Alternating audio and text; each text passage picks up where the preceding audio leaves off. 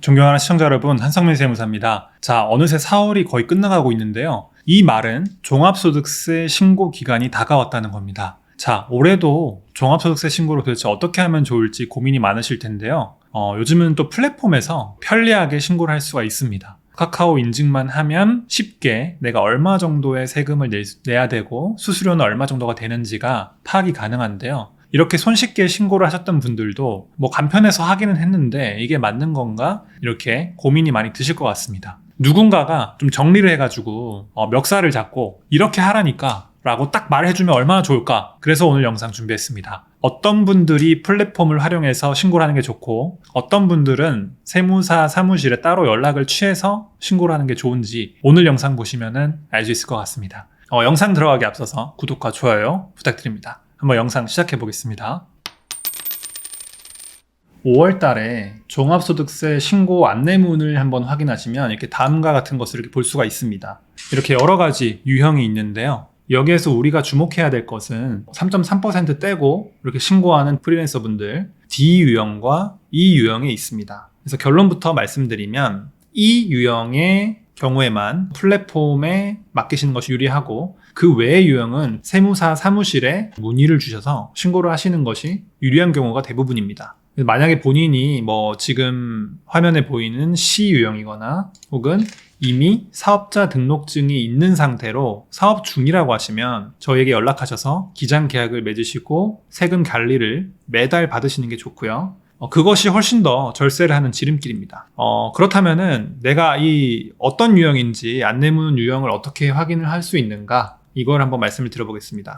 홈택스 화면을 한번 보여드리면서 설명을 좀 드려보겠습니다. 보통 4월 말 혹은 5월 달 정도 돼야 내 유형이 이렇게 홈택스에 로그인을 하는 것만으로 뜨게 되는데요. 지금은 이제 작년 거를 한번 찾아보시면서 작년엔 내 유형이 이랬구나 이 정도 한번 확인을 하실 수 있을 것 같아요. 그래서 이 상태에서 로그인 화면에서 조회 발급 탭으로 갑니다. 그리고 여기 종합소득세 신고 도움 서비스를 한번 클릭을 해보세요. 그러면은 이제 이런 화면이 뜨게 되고 여기에서 이 우측 상단에 이 미리 보기를 클릭해 줍니다. 그러면 이렇게 종합소득세 신고 안내 정보가 나오게 되고 위에 이 A 버튼에 인쇄 버튼을 한번 눌러줍니다. 그러면은 이런 화면이 뜨게 되고 인쇄를 한번 눌러줍니다. 여기서 프린트가 뜰 텐데 PDF로 저장을 누르셔서 저장을 해주시면 됩니다. 지금 보면은 이 유형이 있죠. 이 유형 같은 경우는 간편장부 대상자 그리고 단순 경비율이라고 되어 있습니다. 이 경우에는 플랫폼에 맡기셔도 되고 이 경우가 아니라고 한다면은 세무사 사무실에 맡기시는 것이 훨씬 좋습니다.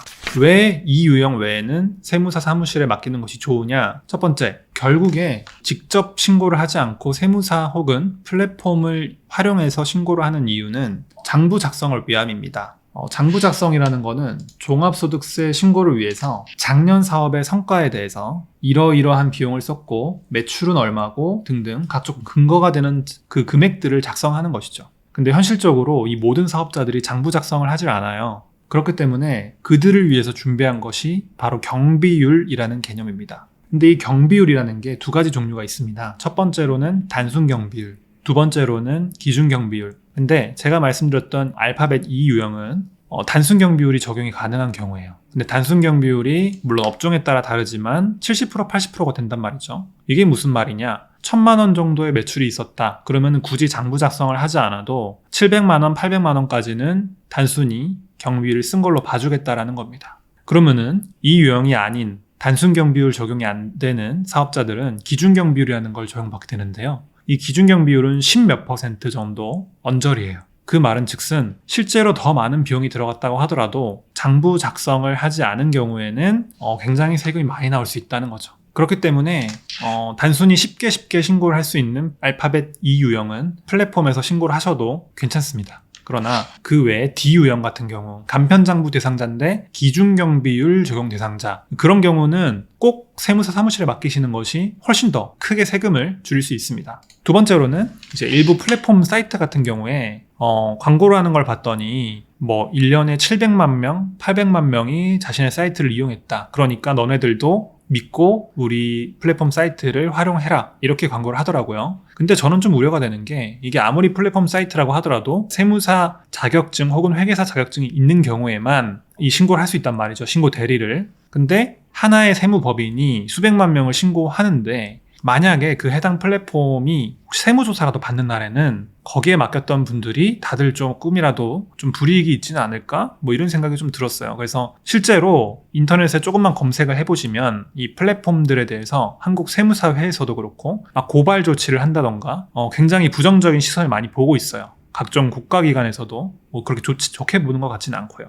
그렇기 때문에 굳이 이런 위험 부담을 지면서 거기에 신고를 하는 것보다는 가까운 세무서 사무실에 하시는 것이 좋고 그렇게 하는 게 더 세금을 훨씬 더 많이 줄일 수가 있습니다. 그래서 결론을 말씀드리면 본인이 알파벳 E 유형이라면 플랫폼을 통해서 간단하게 신고하는 것도 나쁘진 않아요. 근데 본인이 E 유형이 아니라면 꼭 세무사 사무실을 통해서 신고를 하시는 게 좋습니다. 그리고 추가로 말씀드리면 본인이 복식부기 의무자라고 뜨는 분이 있어요. 오늘 제가 주로 논의드린 거는 간편장부 대상자거든요. 근데 본인이 복식부기 의무자이거나 거기에 해당된다면 당장 기장계약을 하셔야 돼요. 그래서 세무사한테 가셔서 꼭 기장계약을 하시고 전담 세무사를 정하셔서 파트너로서 사업을 이어가시기를 바라겠습니다. 그게 훨씬 더 세금이 많이 줄어드는 길이거든요. 오늘 매년 이맘때쯤이면 고민되는 종합소득세에 대해서 좀 설명을 드렸습니다. 어떻게 좀 이해가 가셨나요? 이해가 되지 않는 분들은 꼭 댓글로 궁금하신 부분들 한번 남겨주시면 감사하겠고요. 저희 안내세금 채널은 여러분들께 도움이 되는 정보들 꾸준히 매주 올려드리고 있으니까 구독과 좋아요를 부탁드리겠습니다. 영상 봐주셔서 감사하고요. 좋은 하루 되세요. 감사합니다.